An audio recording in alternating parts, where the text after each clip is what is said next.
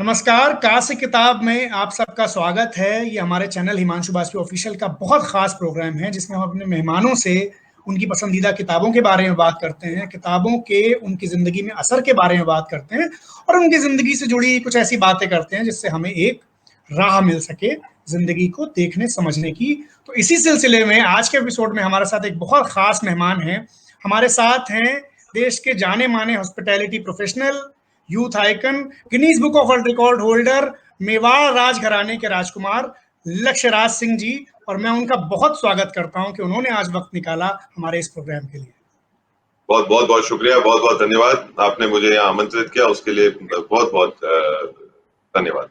क्या बात है सर। पहले तो आपके पीछे ही मुझे दो सर्टिफिकेट दिख रहे हैं, वो भी एक किताब से ही रिलेटेड हैं। तो मैं बाकी सवाल तो जो हैं वो पूछूंगा, लेकिन Guinness book of world record जो है उस किताब में आपकी आमद का क्या एक उसकी क्या कथा है, अगर आप बता सकें तो। वैसे मुझे पता है, लेकिन मैं ये अपने दर्शकों, अपने सुनने वालों के लिए पूछ रहा हूँ। जी, ये मैं ईमानदारी से अगर आपको अर्ज करूं तो ये बड़े हंसते खेलते गुड़ते पड़ते हो गया। अगर कोई हकीकत में मैं बताता हूं, कोई इन बातों का विश्वास नहीं करता है, पर मैं आपको ईमानदारी से कह रहा हूं कि ये बिल्कुल सच्चाई है।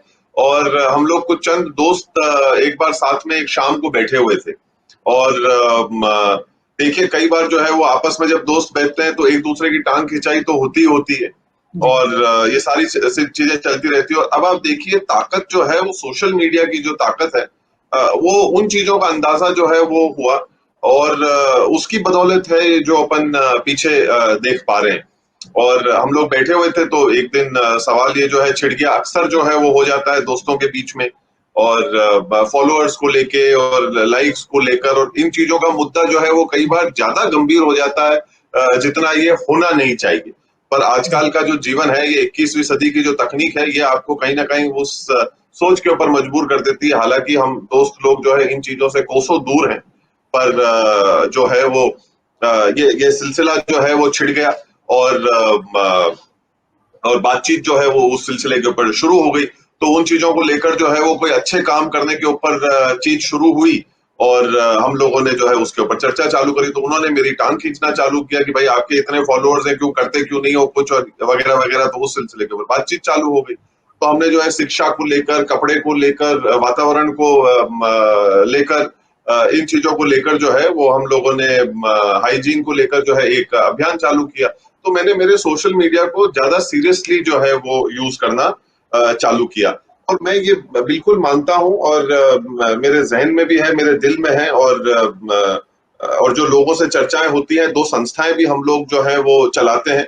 अगर 19वीं शताब्दी अगर यूके की थी, 20वीं शताब्दी अगर अमेरिका की है, तो 21वीं शताब्दी हिंदुस्तान की होगी। और उसका रास्ता जो है वो शिक्षा के माध्यम से ही है, वो किताब के माध्यम से ही है। तो वो जो चीज है, क्योंकि हर ताले को खोलने की एक चाबी होती है। तो अगर 21वीं सदी के ऊपर अगर हिंदुस्तान को आगे बढ़ना है, अपनी फतेह हासिल करनी है, अपना परचम जो है वो लहराना है, तो हमको इस चीज को मानना पड़ेगा कि आने वाली भविष्य जो है, आने वाली जो भावी पीढ़ी जो है, उसको हमारे को शिक्षित करना जो है वो सबसे ज्यादा जरूरी है।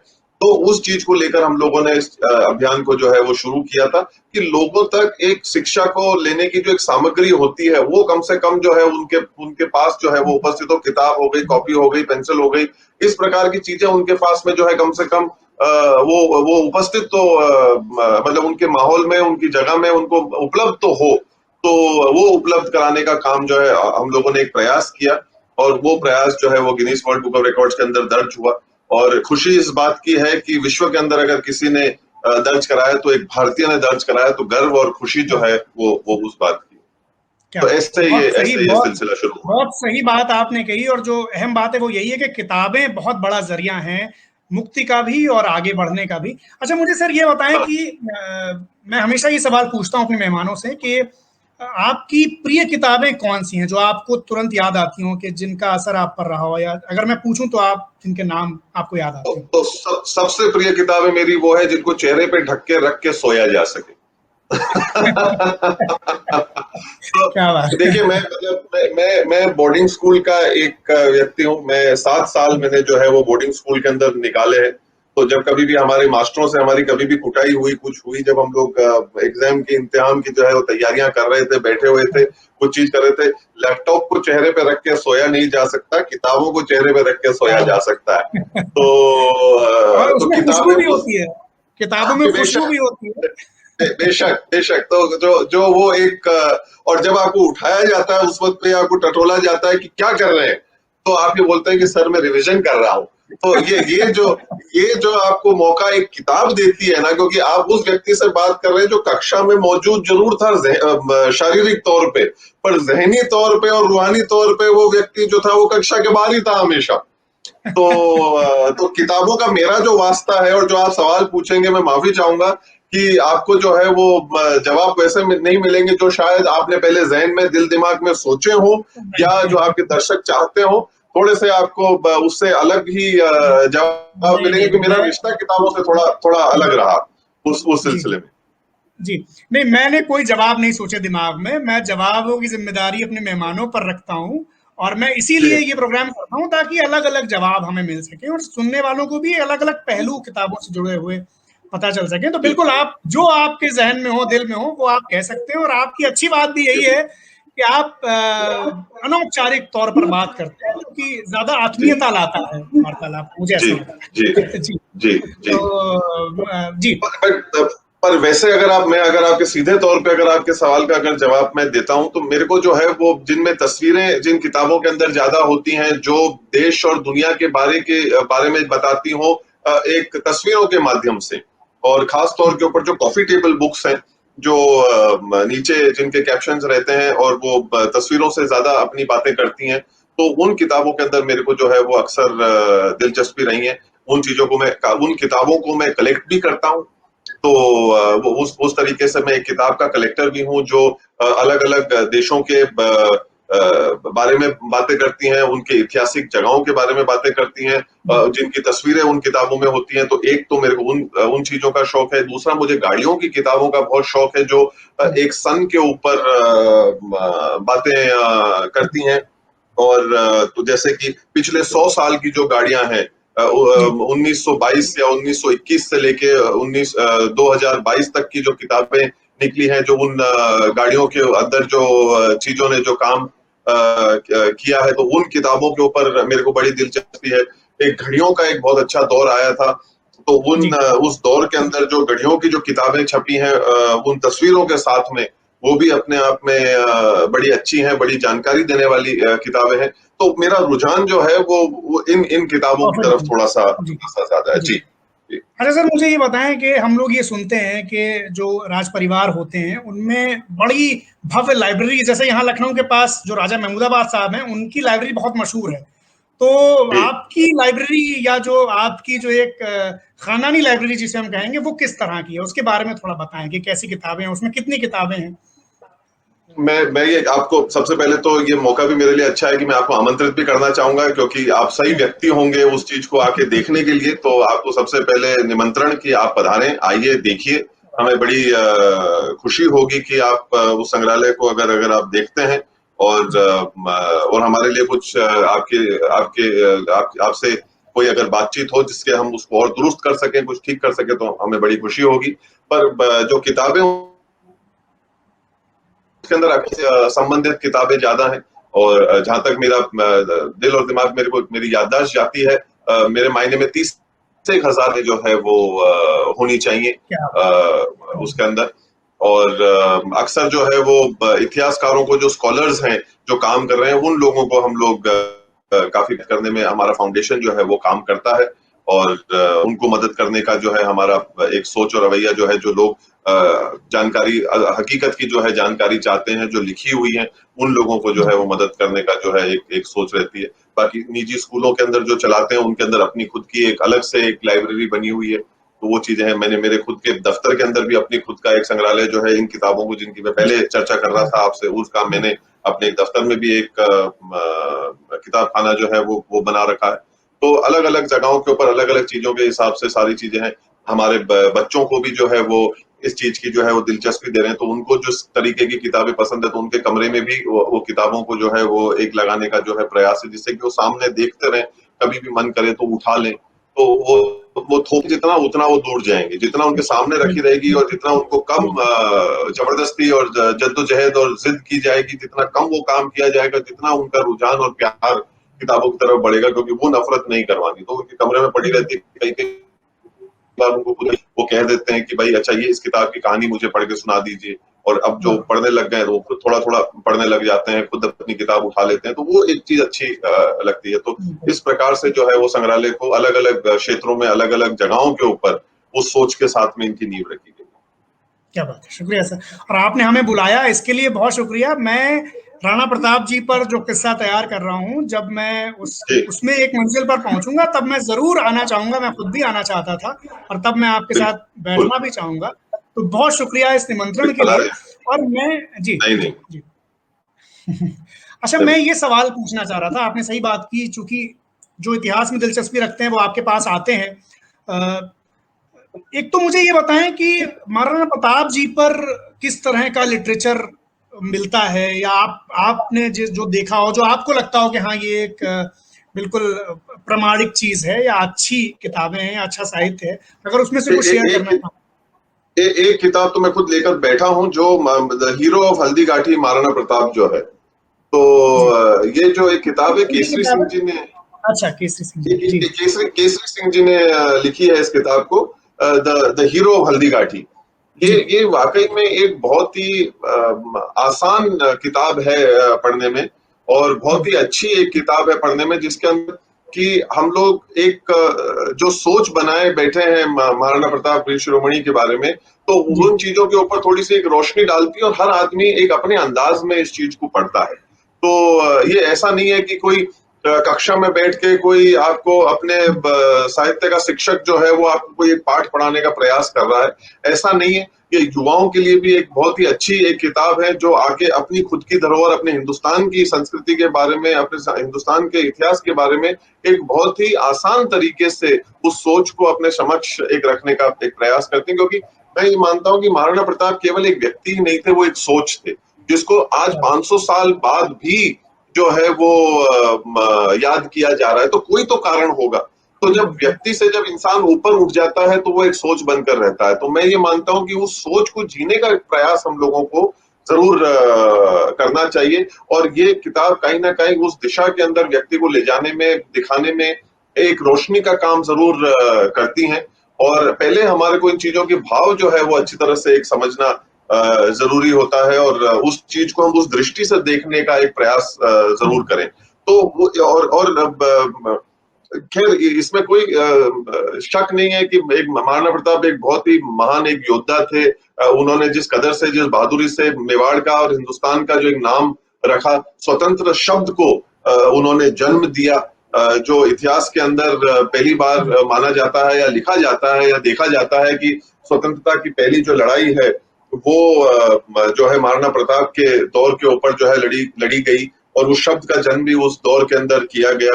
तो ये सारी चीजें जरूर है, पर इससे ऊपर उठ के भी बहुत सारी चीजें हैं जिनको एक देखने की आवश्यकता है, और जिनको आज के 21वीं सदी के अंदर भी जो है वो ढाला जा सकता है, और समझा जा सकता है, और करा जा सकता है।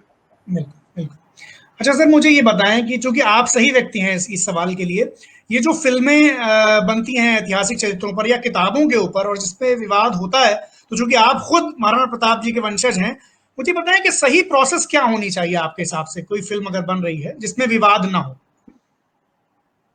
फिल्मों का सवाल है, देखिए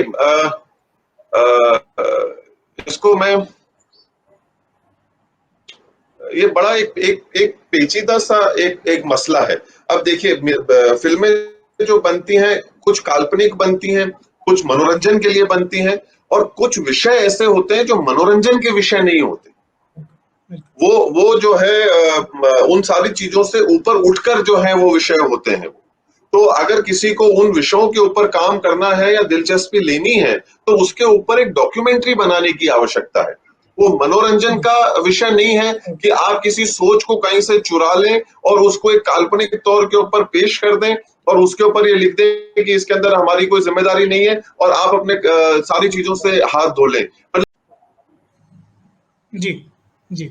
नहीं, मैं इसीलिए मैं आपसे ये सवाल मैंने पूछा कि एक तरीका क्या होना चाहिए। मतलब मुझे तो ये समझ में आता है कि जो फैक्ट्स हैं।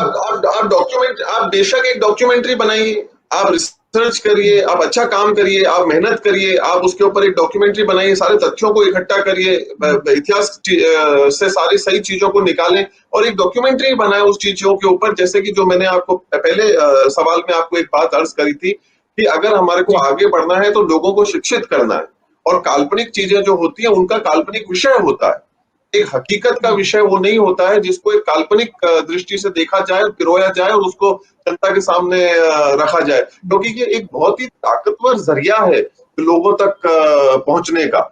और कई बार कुछ चीजें ऐसी होती हैं जिनको हमारे को कानून से और इन चीजों से ऊपर उठ के देखना पड़ता है, जिसका नाम है जिम्मेदारी। और सही, हमारे को किन्हीं चीजों के ऊपर अगर इजाजत मिल भी जाए, पर क्या हम हमारी जिम्मेदारी से भाग सकते हैं?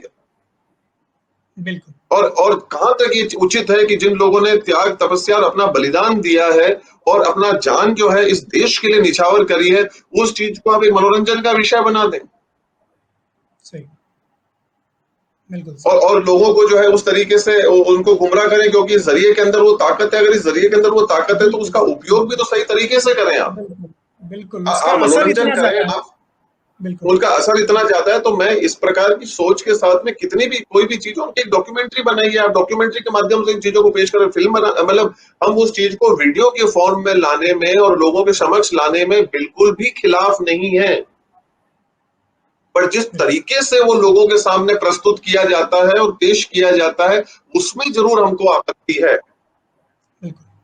वो जो तथ्यों से खिलवाड़ करके इतिहास को तोड़-मड़ोड़ कर अपने हिसाब से उसमें मसाला डाल क्योंकि करके उसमें जो उनको बॉलीवुड का स्टाइल है। उसके अंदर उनको उनका मनोरंजन करना है, वो उनको उनका एक व्यवसाय करना है। क्या ये वो विषय है जिसके ऊपर व्यवसाय करा बिल्कुल, जाना चाहिए? बिल्कुल, सही बात। और ये आपकी भी संस्कृति है, उसके साथ में आप इस प्रकार से खिलवाड़ करेंगे जस्ट बिकॉज आप एक राइट ऑफ एक्सप्रेशन का टैग इस्तेमाल करते हुए, आप उस चीज का झंडा लेते हुए आप उसके अंदर दौड़ते चले जाएंगे, पर आप अपनी सारी जिम्मेदारियों का, अपनी सारी इज्जत का, उन सारी चीजों को पीछे छोड़ते हुए आप आगे बढ़ते चले जाएंगे। ये कहाँ का कायदा और कहाँ का नियम है? और राइट टू एक्सप्रेशन में भी एक 19 ए भी तो है ना उसमें। उसमें जी, जिम्मेदारियां भी जी। हैं कि आप किस मैं किस ये दायरे में आप। जी, मैं यही कहने का व्यक्ति एक को प्रयास आगे कर रहा बढ़ा। हूँ, और मैं बिल्कुल भी नहीं कह रहा। मैं कहा कि आपको इस देश के अंदर, इस दुनिया के अंदर सब चीजों की छूट है, बट जब सारी ताकत मिल जाती है और आप फिर उन चीजों का उपयोग नहीं करते हैं, तो असली ताकतवर तो वो होता है ना, सही, सही, बिल्कुल सही। जब ताकत होने के बावजूद, उन चीजों को करने के बावजूद आप उन चीजों के रास्ते के ऊपर नहीं जाते, तो कदर तो उस चीज की होती है, और उसके बावजूद भी आपके पास में उस चीज का रास्ता है। वो एक डॉक्यूमेंट्री का रास्ता है, इसका एक अंदाज, इसका करने का तरीका, बोलने का एक सलीका, पेश करने की एक अंदाज, वो बिल्कुल ही अलग होता है। बट उसमें समस्या ये है कि आपको उसके अंदर व्यवसायिक लाभ नहीं मिलेगा, सही, बिल्कुल पर सही। आप काम जो है उस हिसाब से सही करेंगे। तो ये कुछ मुद्दे तो ऐसे होते हैं जिनको उस हिसाब से देखने की एक आवश्यकता होती है, उसका बिल्कुल। उनको उस काम को उसी अंदाज से करने की एक जिम्मेदारी होती है। यानी तो इन चीजों को लाभ हानि से ऊपर उठकर सोचना चाहिए, इसकी जो जिम्मेदारी है उसको समझना चाहिए। बेशक, बेशक, बेशक, बेशक। आज जैसे लोगों ने इस देश और इस मिट्टी के लिए जो अपनी जान जो है वो निछावर कर दी, उससे बड़ी त्याग, तपस्या और बलिदान, उससे ऊपर तो कुछ नहीं हो सकता ना। तो अब मेरे को पंडित श्री नरेंद्र मिश्र की एक पंक्ति जो है वो जी, याद आती है कि जी, रणधीर यहाँ लड़ते आए तोपों के खुले दहानों से, रणधीर यहाँ लड़ते आए तोपों के खुले दहानों से, इस धरती के जाबाजों ने इतिहास लिखा है बलिदानों से। आप उस क्या बलिदान बात, के साथ में खेलेंगे, वाह, आप उस बलिदान को एक व्यवसाय का और एक मनोरंजन का एक विषय बनाएंगे। क्या बात, उस सोच के साथ में तो हम खड़े नहीं हो सकते ना। सही बात। उन चीजों के साथ में तो हम लोग जो है वो कैसे जो है वो खिलवाड़ होते हुए देख सकते हैं। भले ही किसी की नीयत खराब नहीं हो, किसी का उद्देश्य खराब नहीं हो, पर कई बार जो है वो सोच जो है, नियत जो है, उन चीजों के ऊपर भी तो हम लोगों को जो है थोड़ा सा ध्यान देना जरूरी है। कानूनी इजाजत आपको मिल गई, ताकत आपको मिल गई, करने की अनुमति आपको मिल गई, पर उसके बावजूद भी अगर आप किसी चीज को थामते हैं, रोकते हैं और नहीं आगे बढ़ते हैं, तो वो आदमी की असली एक पहचान और एक असली ताकत इंसान के सामने लेकर जो है वो कहीं ना कहीं आती है। तो मैं मानता हूं कि उस चीज का उपयोग करना ज्यादा ज्यादा जरूरी होता है। बिल्कुल, और वो भी उस जमाने में जब इतनी ज्यादा फेक इंफॉर्मेशन, इतने व्हाट्सएप मैसेज उल्टे सीधे हमारे सामने आते रहते हैं, तो उस जमाने में तो जी। ये जिम्मेदारी ज्यादा बन जाती है मास कम्युनिकेशन के मीडियम्स में काम करने वालों की, कि वो सही और तथ्य और उसकी और खास पवित्रता तौर को पे ऐसे बरकरार विषयों रखें। पे और खास तौर पे ऐसे विषय के ऊपर, बिल्कुल वो शब्द आपने बहुत अच्छा उपयोग किया, पवित्रता। बिल्कुल, इसके अंदर अगर किसी चीज का उपयोग होना चाहिए तो वो पवित्रता का ही उपयोग होना चाहिए। तो उस पवित्रता के साथ में खेलने का इजाजत मैं ये मानता हूं कि स्वयं को अपने ऊपर पाबंदी लगानी चाहिए कि ऐसा काम हम नहीं करेंगे। क्या बात, क्या बात, ये सेल्फ रेगुलेशन की जो बात कही क्योंकि आपने, ये ये बहुत क्योंकि ये अहम क्योंकि है। ये क्योंकि ये जी, अपनी पूजा में एक रखने वाली सोच है। ये ऐसी चीज है जो इंसान जिस चीज को लेकर अपनी पूजा में रखता है, मतलब इतनी पवित्रता जो है वो इस सोच के अंदर है, और फिर हम उसको सार्वजनिक करके और लोगों के बीच ले जाकर इसके ऊपर दो पैसे कमाने का काम करते हैं, तो दिल को ठेस तो पहुंचती है। क्या बात है।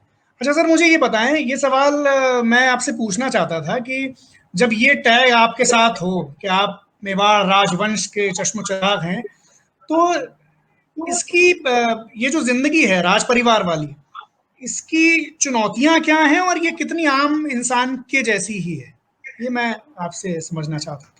देखिए, सबसे पहली बात तो मैं हमेशा इस सवाल के ऊपर एक बात जरूर कहता हूं कि मैंने कहीं अर्जी नहीं लगाई और ना मैंने कहीं सिफारिश लगाई कि क्या कहते हो, ना मैंने किसी के दफ्तर में कहीं पर्ची भेजी कि मुझे कहाँ पैदा किया जाए। और क्या जिस जगह के ऊपर और जहां मैं पैदा हुआ उसमें मैं आपको ईमानदारी से बता सकता हूं कि व्यक्तिगत तौर पे मेरा कोई योगदान नहीं था। तो वो चीज जो है वो मेरे माता पिता से पूछनी पड़ेगी। तो और मेरे को लगता है कि उनको भी नहीं पता था कि वो उनको क्या जो है वो ईश्वर देने वाला है और क्या चीज होने वाली है। सबसे बात तो ये कि कौन कहाँ कैसे पैदा होता है, ये एक कुदरती करिश्मा, एक कुदरती देन।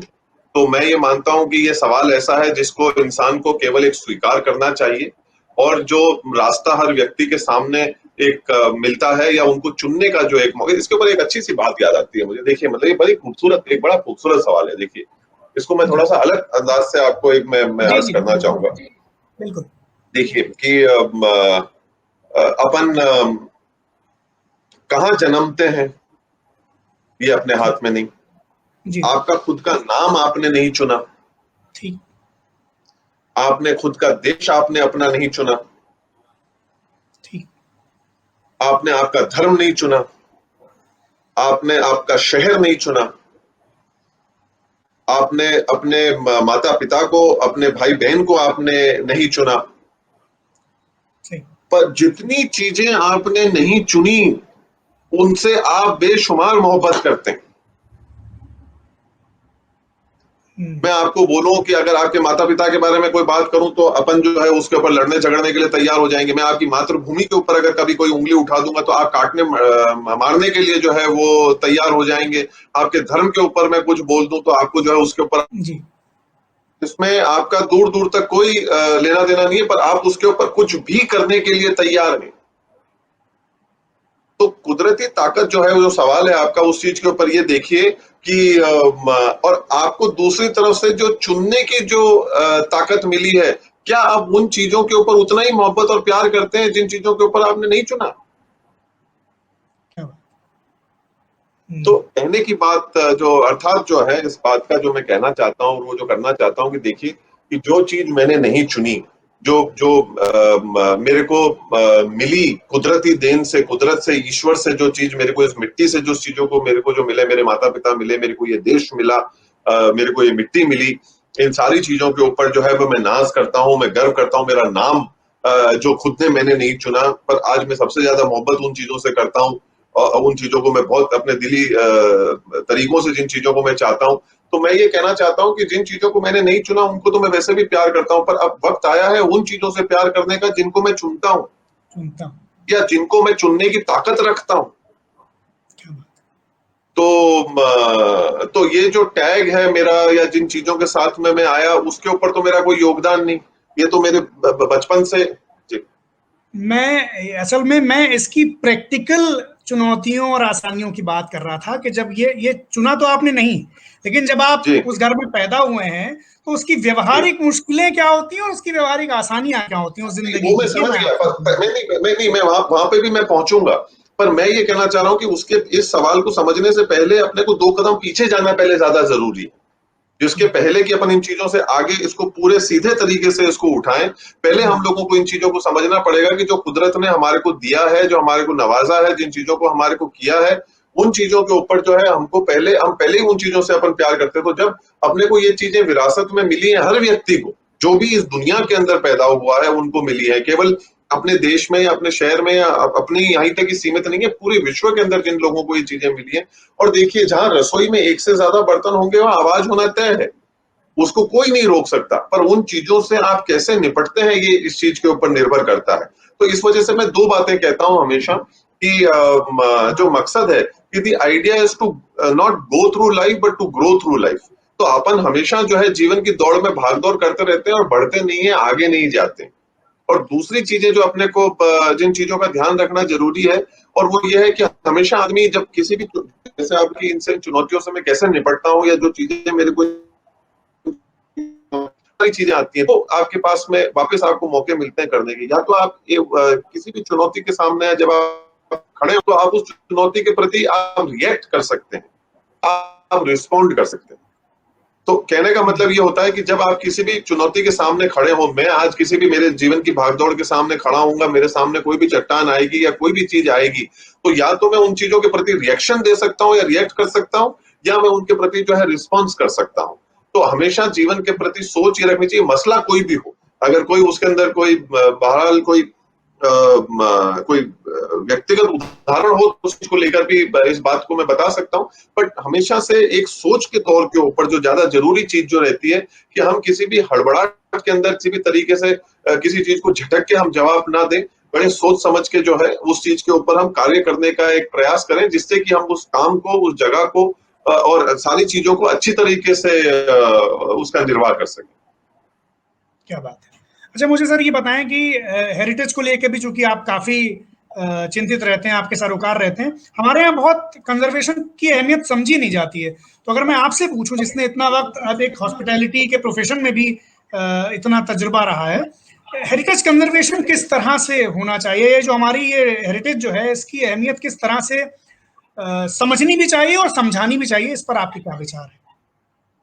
देखिए, सबसे पहली बात तो क्या होता है कि ये एक और अपने को चीज समझने वाली ये है कि जो चीजें इतनी ज्यादा तादाद में मिलती है तो कहीं ना कहीं उस चीज की कदर कम होने लग जाती है। तो जब हिंदुस्तान जो है वो अपने इस हेरिटेज को लेकर या संस्कृति को लेकर मतलब पैदा हुआ है, हर व्यक्ति इस देश के अंदर कहीं पे भी पैदा हुआ होगा तो उसको ये सारी चीजें इतनी तादाद में मिली हैं कि उस चीज की कदर इसलिए नहीं होती क्योंकि इतनी ज्यादा है। जो चीज जितनी कम होने लग जाती है उसकी कदर उतनी बढ़ने लग जाती है।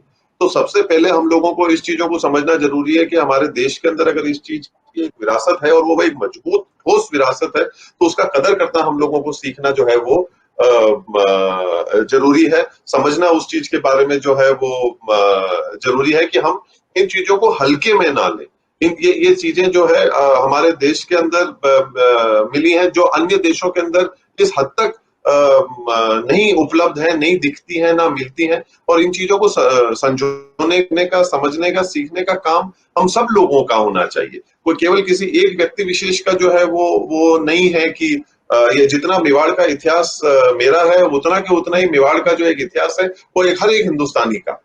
तो उनको इन चीजों के ऊपर जो है वो एक नाज और एक गर्व होने वाली बात है। जितना हम वीर शिरोमणि महाराणा प्रताप को अपना मानते हैं, उतना ही वीर शिरोमणि महाराणा प्रताप को जो है वो सब लोगों को मानना चाहिए। तो जहां तक सवाल है हेरिटेज का, मैं ये कहता हूं कि वो केवल इमारतों तक भी सीमित नहीं रहना चाहिए। वो एक ऐसी चीज है जो हमारी संस्कृति तक भी जो है वो भी हमारा हेरिटेज है। जैसे आज भाषा है हमारी, तो भाषा भी आज हमारी एक हेरिटेज है। इसको भी संजो के रखने की हम लोगों को आवश्यकता है।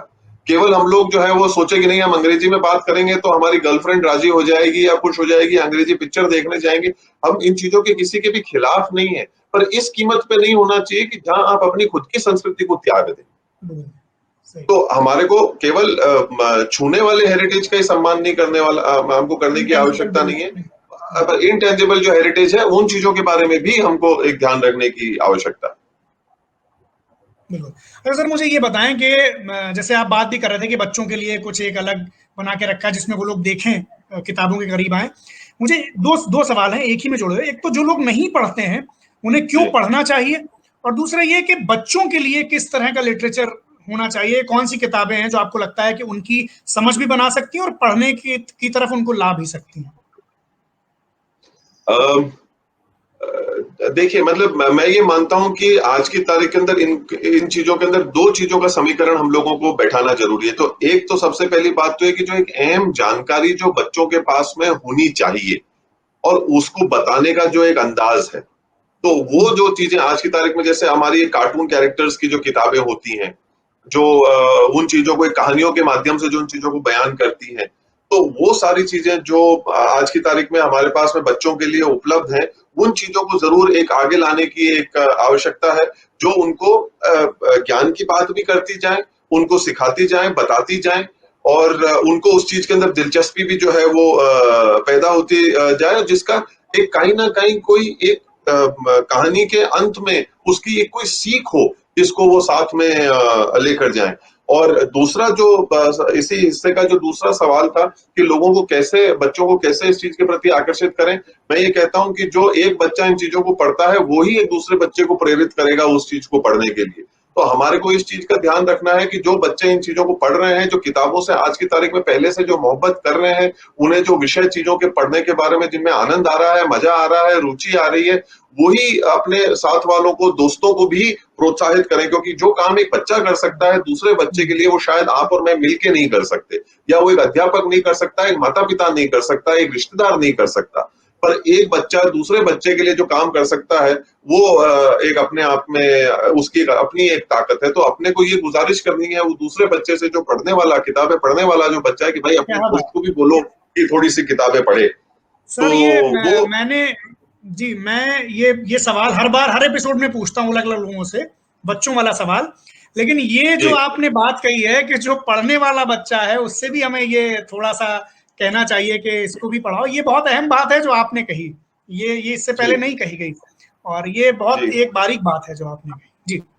तो बस तो ये उसका क्योंकि एक हम उम्र बंदा किसी को कुछ कहेगा तो, और अपन भी अक्सर यही करते हैं ना, जब बच्चे बड़े हो जाते हैं और वो किसी दूसरे अपने सोच को लेकर कहना नहीं मानते, तो माता पिता क्या करते हैं, उनके दोस्तों को पकड़ते हैं कि अरे भाई अपने दोस्त को कहो, सीख हाँ, नहीं रहा, समझ नहीं रहा, वो धंधे में ध्यान नहीं दे रहा, बिजनेस में आता नहीं है, अपने हाथ नहीं बटा रहा, मम्मी को परेशान करता है, अपने दोस्तों को बोलो कि इसको समझाए। तो जब अपन उस चीज को 18 साल, 20 साल, 25 साल, 30 साल, 40 साल की उम्र में उन लोगों को कहते हैं कि अपने दोस्तों से बात करवा के उसको अक्ल दिलवाने का प्रयास करते हैं, तो क्यों नहीं जो है वो 3 साल के बच्चे को, 4 साल के बच्चे के दोस्त को, 4 साल के बच्चे को कहा जाए कि भाई इनको भी तो कहिए कि थोड़ी सी किताब पढ़े, क्योंकि देखो कितना अच्छा किताब पढ़ते हो। और उनको एक बच्चा बनकर बात नहीं करें, वो बच्चे का एक डायलॉग आ जाता है कि अपन उस तरीके से बात करने लग जाते हैं, बच्चेपन से बोलने लग जाते हैं। मैं ये कहता हूँ कि वो सब ढोंग की आवश्यकता नहीं है, उनसे भी उसी अंदाज में बात करें जैसे अपन एक दूसरे से बात करते हैं। वाह। तो वो 4 साल का बन जाता है तो अपन अलग अलग नकल करने लग जाते हैं, अलग अलग नाटक करने लग जाते हैं उस 4 साल के बच्चे से बात करने के लिए। वो ढीठ नहीं है। तो सबसे पहली बात तो है कि उनको उस तरीके से सोचना, देखना, करना हमको बंद करना चाहिए, और उनसे बिल्कुल एक गंभीरता से और अच्छे तरीके से, जैसे अपन हमेशा बात करते हैं या बड़ों बुजुर्गों से जैसे हंसी मजाक करते हैं, वैसे ही उनसे बात करेंगे तो वैसे ही आपको उनसे वो चीज मिलेगी। और दूसरा ये कि कोई चीज सामने रहेगी तो वो देखेंगे तो करेंगे। तो कई बार ये दूसरे दूसरे दृश्य तरीके होते हैं जिन चीजों से अपन इस माहौल को बना सकते हैं। क्या बात है। अच्छा सर, मुझे जो दो सवाल था जो रह गया कि पढ़ना क्यों चाहिए, जो नहीं पढ़ते हैं उन्हें क्यों पढ़ना चाहिए। वो इसीलिए पढ़ना चाहिए क्योंकि नहीं पढ़ते हैं। तो मैं ये तो वो एक ऐसी ऐसी ऐसी एक चीज है कि देखिए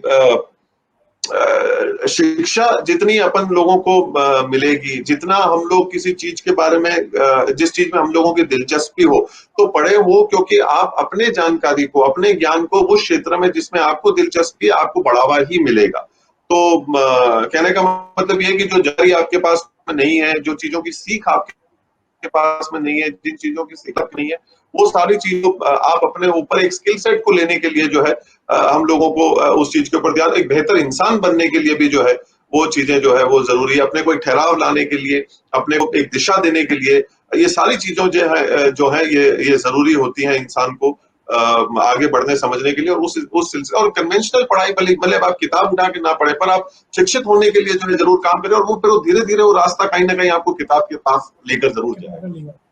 बहुत बढ़िया। अच्छा सर, ये किताब वाला हिस्सा तो खत्म हो गया, मुझे एक हल्का फुल्का सवाल आपसे पूछना था जो मेरे जहन में था कि जब आप ये किस्से सुनते होंगे राजे, जो कि बहुत पॉपुलर किस्से हैं हमारे यहाँ राजे महाराजों के, तो आप इनको कैसे परसीव करते हैं, जिसमें जिसमें विलासिता के किस्से भी हैं, वैभव के किस्से भी हैं, अय्याशियों के किस्से भी हैं, और तमाम तरह के किस्से हैं, तो उन पर आप कैसे उन पर रिएक्ट करते हैं, कैसे सीखा आपने उन पर रिएक्ट करना?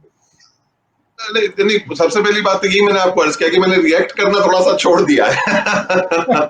रिएक्शन जो है वो कम देते हैं, रिस्पॉन्स देने की ज्यादा प्रयास करते हैं कि आज की तारीख के अंदर कोशिश ये रहती है कि रिएक्ट ना करें, रिस्पॉन्स दें। और देखिए, जो चीज को जिस भाव में लेने का एक तरीका होता है, कोशिश यही रहती है कि उन चीजों को उसी भाव में लिया जाए, जिस अंदाज से उस चीज को कहा गया है, जिस सोच के साथ में उसको कहा गया है, उसी के हिसाब से उन चीजों को जो है वो लेने का एक प्रयास करें। कई बार कुछ चीजें मनोरंजन के तौर के ऊपर की जाती हैं, कई बार हाँ वो चुप जरूर जाती हैं, पर यह है कि उन चीजों की तादाद जो है थोड़ी कम होती है, तो वो भी बात जो है वो अच्छी है। पर देखिए, ये एक चीज है, एक दौर है जहाँ ये सारी चीजों का एक समीकरण बनता है। उसको आप व्यक्तिगत तौर पे कैसे निपटते हैं वो ज्यादा जरूरी होता है, क्योंकि कहने वाले कहते रहेंगे, करने वाले करते रहेंगे। और जैसे कि मैं हमेशा कहता हूं कि रायचंद की, ज्ञानचंद की, होशियार चंद की, हुक्म चंद की कमी नहीं आएगी। तो हमको तो करमचंद बनना है, अपने को कर्म करना है। हर किस्से कहानी के अंदर कुछ ना कुछ सीखने को जरूर मिलता है, उस चीज को लेना है और अपने को, अपनी लकीर को लंबा करना है। क्या बात है। मैं आपसे असल में किस्सा जानना चाह रहा था, लेकिन वो किस्सा आपने सुनाया नहीं, कि कुछ आपने जब सुना हो कोई ऐसी बात जो आपने सुनी हो तो आपको बहुत हंसी भी आई हो और आपको लगा हो यार ये क्या है, किस तरह की चीज जो हमारे यहाँ होता है ना कि इन राजा साहब के पास इतनी कारें थी और इतने ये था और वो था, उस तरह का कोई वाकया जब ऐसे कोई दोस्त ने आपसे कहा? जी। ऐसे कोई किस्से नहीं। आजकल सबसे बड़ा दोस्त यूट्यूब ही बनकर बैठा हुआ है। देखिए, हर इंसान का दोस्त जो है नेटफ्लिक्स, यूट्यूब, इसी प्रकार की चीजें जो है आजकल दोस्त बने बैठे हैं। तो जब कभी भी आप अपना फोन खोलते हैं या कंप्यूटर खोलते हैं तो सबसे पहली चीज कहीं ना कहीं वही नजर आती है। और ये जो पुरानी रियासतों का जो एक दौर था, और आज की तारीख में 21वीं सदी के अंदर जो लोग उस संस्कृति का एक निर्वाह करने का जो एक प्रयास कर रहे हैं, इन विषयों के ऊपर किस्से कहानियां बनाना लोगों का एक पूरे तरीके से पेशा भी है, और उससे उन चीज का गुजारा भी होता है। तो अलग अलग तरह की चीजें जो है वो सुनने को जरूर मिलती है, और इस प्लेटफॉर्म को मैं जरूर उन लोगों को प्रोत्साहित करने के लिए मैं इस्तेमाल जरूर नहीं करूंगा, उनको और पब्लिसिटी देने का और गलती में जो है वो नहीं करूंगा। पर हाँ, ये चीजें जो है वो होती हैं, और उन्हें मैं मानता हूं कि चिमटी भरे नमक से भी कम तरीकों से जो है वो लेना चाहिए। और अगर कोई इन चीजों को सुनता भी है तो मैं ये जरूर कहूंगा कि उसकी सच्चाई या उसकी हकीकत जरूर एक बार पता करें। और जहां तक उसका मनोरंजन के साथ, क्योंकि सारे लोग एक जैसे नहीं थे, कुछ लोगों ने अच्छे काम भी करे हैं, तो वो जो है वो मुझे उस चीज में मुझे ज्यादा खुशी है और दिलचस्पी। पर ये सवाल आपसे इस सवाल के ऊपर मैं एक अलग जवाब जरूर जो है वो मैं देना चाहूंगा कि ये आपको जानकर खुशी होगी कि मेवाड़ ने पहली बालिका पाठशाला विद्यालय जो है सन 1864 के अंदर खोली थी सर। क्या बात। तो जो लोग ये कहते हैं, किस्से कहानियां जो लोग सुनाते हैं कि राजे महाराजे जो है लड़कियों को आगे नहीं आने देना चाहते थे, उनको ढक के रखते थे, कमरों में ही बंद करके रखते थे, उनको प्रताड़ित करते थे, ऐसा करते थे, वैसा करते थे, और उनके साथ दुष्व्यवहार करते थे, सारी चीजें करते थे, तो मैं उन लोगों के किस्से कहानियों के ऊपर जो है ये जरूर जानकारी, सच्चाई की तथ्यों के ऊपर जो जानकारी देना चाहता हूँ वो ये है कि सन 1864 के अंदर पहली बालिका पाठशाला जो है उदयपुर में मेवाड़ के अंदर खोली गई, शंभू पाठशाला के नाम से, जो आज भी बालिकाओं को जो विद्या देने का काम करती है। क्या बात है। बस इसी पहलू के लिए हमने आपसे ये सवाल पूछा था कि ये आपके मुंह से जो सच्चाई है, जो हकीकत आप कह रहे हैं वो सामने आए, क्योंकि ये किस्से कहानियां तो सुनते ही रहते हैं और इनमें कोई ये ऐसी कहानियां असल में लखनऊ में भी बहुत सुनाई देती हैं, और हम भी इन कोशिश करते हैं कि जो असल चीज है वो सामने आए, इसीलिए मैंने ये सवाल आपसे पूछा। नहीं नहीं, बहुत बहुत शुक्रिया जी। सर बहुत शुक्रिया आपका, आपने वक्त दिया, कुछ बातें नहीं बताई, कुछ किताबें बताई, और सबसे बड़ी बात जो हमेशा, चाहे वो आपके इंटरव्यूज हमने सुने हों दूसरों के किए हुए, या खुद भी अभी जब बात की आपसे, तो एक जो नजरिया है आपका जिंदगी को लेकर, वो बहुत ज्यादा अपील करता है, और ये जी होता है कि उस पर ज्यादा से ज्यादा बात आपसे की जाए। तो आगे कभी हम फिर से चाहेंगे कि जिंदगी को लेकर और जो नजरिया है उसको लेकर और बातें करें, और कोशिश करेंगे कि ये बातचीत अगली बार जो है ऑनलाइन ना हो, आमने सामने हो। और वो हाँ, लाइब्रेरी तो बेशक आपकी बेशक देखनी ही है, वो जरूर। लाइब्रेरी। तो आपका निमंत्रण जो है वो अभी भी जैसा है वो खड़ा है, तो आपको मैं उम्मीद करता हूँ कि मैं उदयपुर में, मेवाड़ में आपका स्वागत करने का मुझे मौका मिलेगा। इस इंटरव्यू से आप इतने प्रताड़ित नहीं हुए होंगे कि आप ना आए, तो मैं जो है वो यही उम्मीद करता हूँ कि आपसे जल्द से जल्द जो है वो आमने सामने मुलाकात हो। बिल्कुल, शुक्रिया सर।